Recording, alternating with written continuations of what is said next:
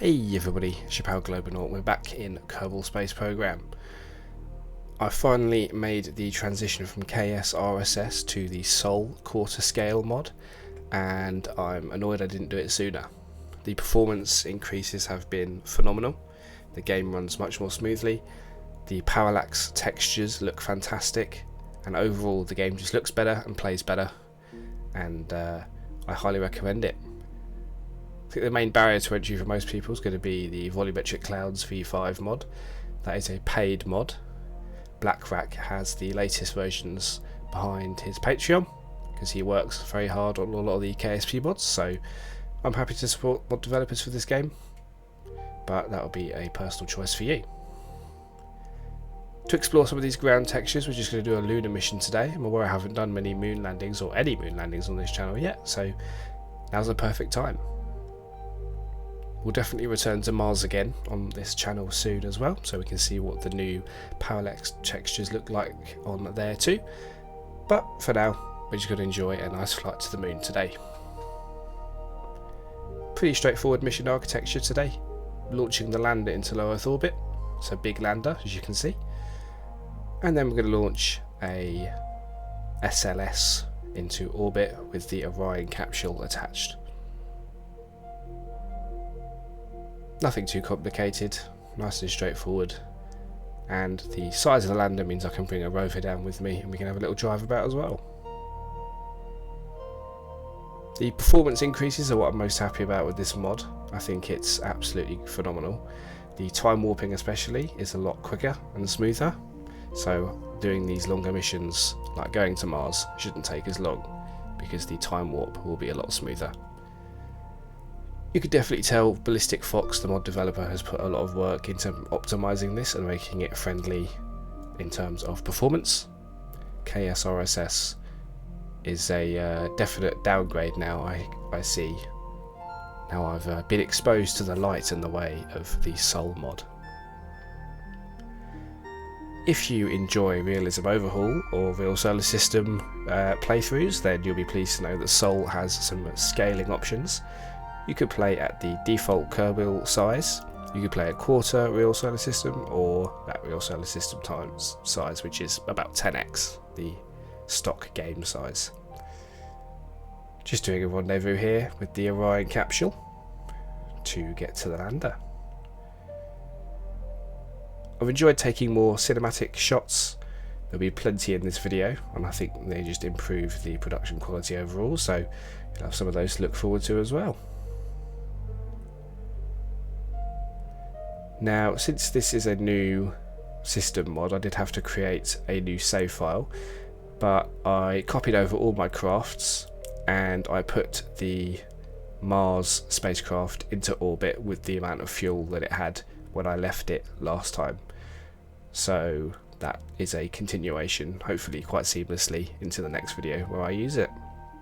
The only difference will be I've removed the centrifuge, which I showed off in the couple of videos ago. Coming up to the lander now, I'm going to use that booster stage attached to the lander to boost us to the moon as well.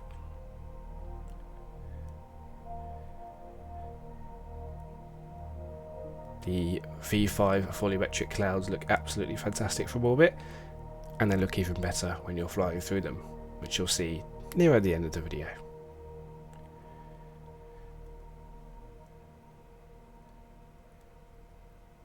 Here's the booster stage with the lander approaching Orion for docking, and then we can transport this structure to the moon for a landing.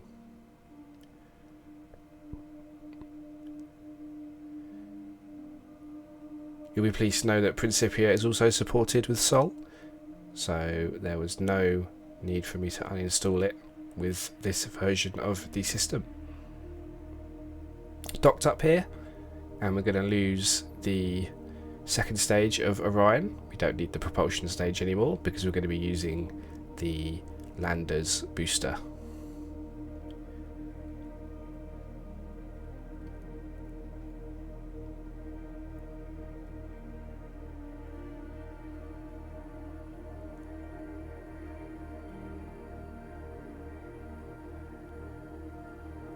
And here we go.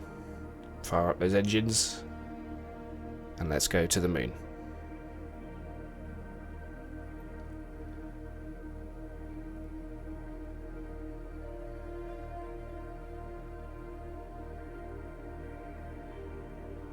Just a straight home and transfer today, nothing crazy, not doing any ballistic captures or anything.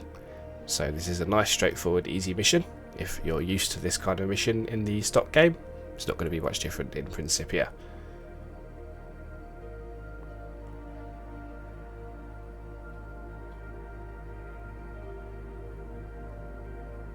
Here we are. Nice close approach here, and we're going to adjust the inclination to get a fairly equatorial orbit.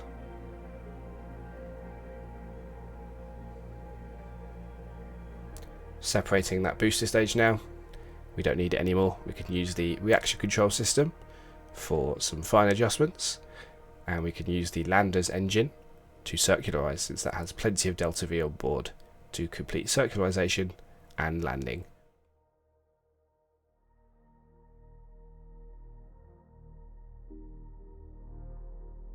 Here's Earth on our way to the moon. Looks absolutely phenomenal in the Sol mod. And here we are using RCS to do our course correction here.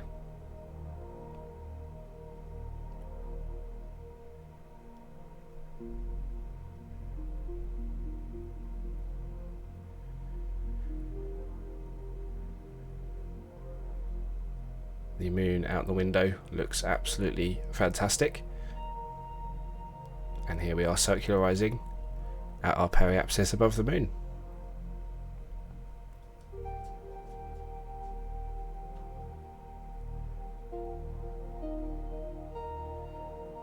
The shadows look fantastic. The terrain is much more detailed, and when we get closer you'll see the textures up close look great, and there are lots more surface features to enjoy. Just undocking the lander here. A little bit of a collision, but it's nothing we can worry about. Water off the duck's back.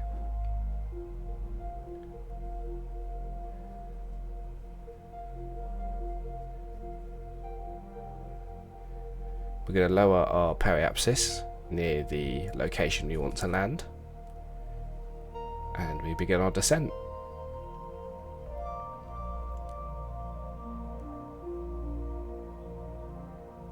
You can see the rover tucked on the side there. We're going to deploy that and have a little drive around to look at the surface features that this new mod is supportive of.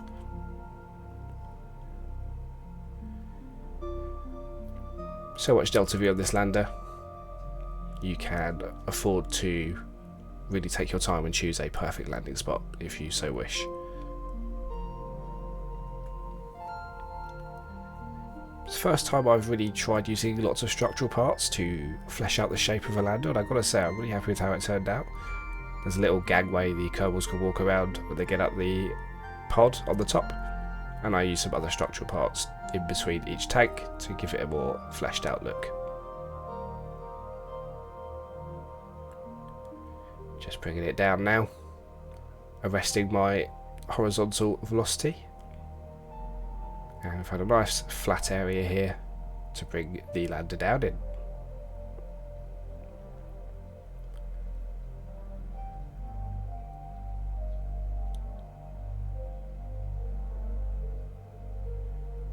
Nice gentle approach.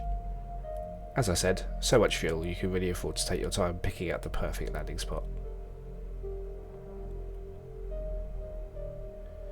I quite enjoy these methodical approaches to landing. I find it very chill and relaxing.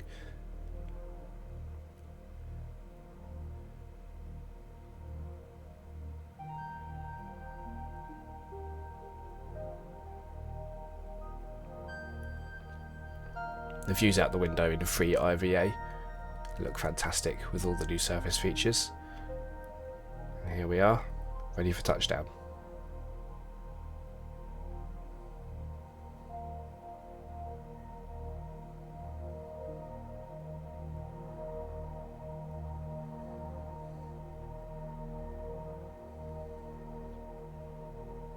Beautiful lighting there, getting out the lander and getting the rover prepared.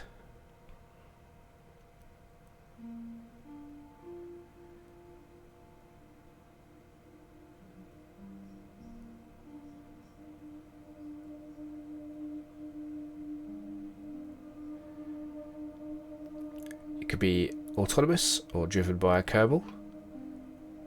I'm going to plant that flag and have a little drive around.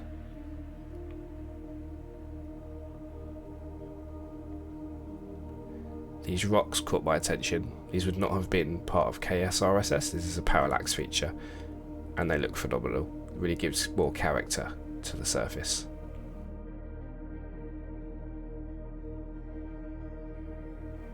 The crew of the landing getting ready to depart.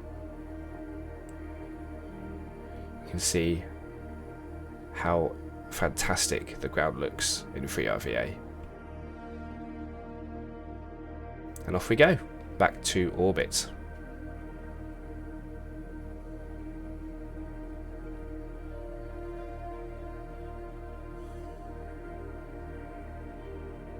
Spectacular views out the window yet again.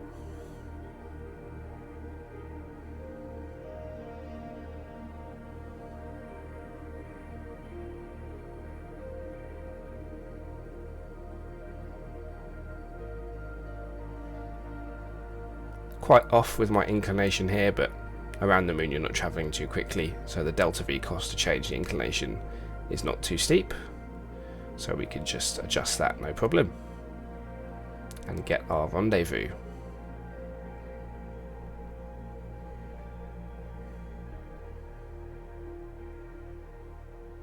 It's been a while since I've done a sort of Apollo-esque style lunar mission, so this was a nice bit of nostalgia for me. Obviously on my channel I've been doing a lot of complicated Mars missions recently, so doing something a bit more simple was a good time. Quite enjoyed it. Obviously it's not completely Apollo style because we assembled it in low Earth orbit, but we are still completing a lot of Apollo style mission parameters like rendezvous in lunar orbit. Speaking of rendezvous, here we are, returning to the capsule in orbit, which is going to take our Kerbals home.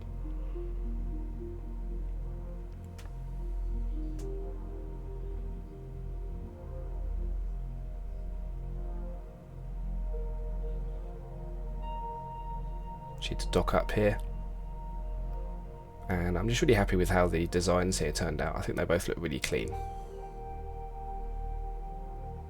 Getting rid of the lander there. And it does have autonomous control, so I impact it into the moon so there's no debris in lunar orbit, as you can see.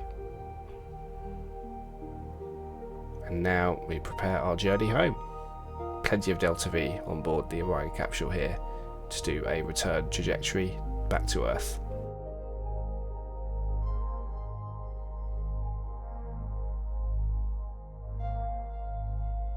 Lighting the engine for the final time, and we'll get to see Earth once again.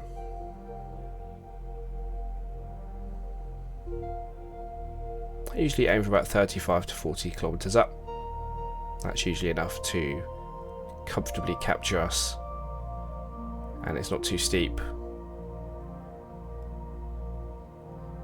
Flying away from the moon now in the capsule on their way home.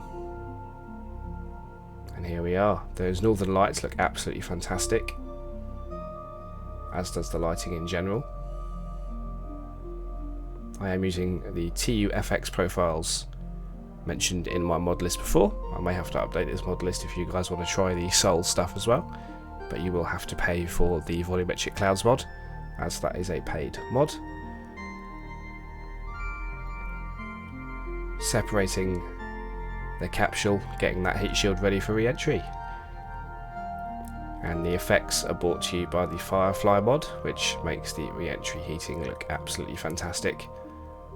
I was so happy when this mod came out. I've been waiting for really good re-entry effects for a long time, and they've absolutely knocked it out of the park with this mod.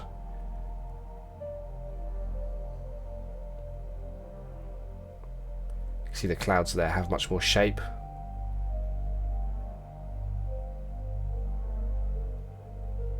Looks absolutely fantastic. They cast shadows, so you get an idea of how high up they are. And here we are passing through some now. They just look absolutely stunning. Much more depth to them. Out go the parachutes as we pass through the layer of clouds.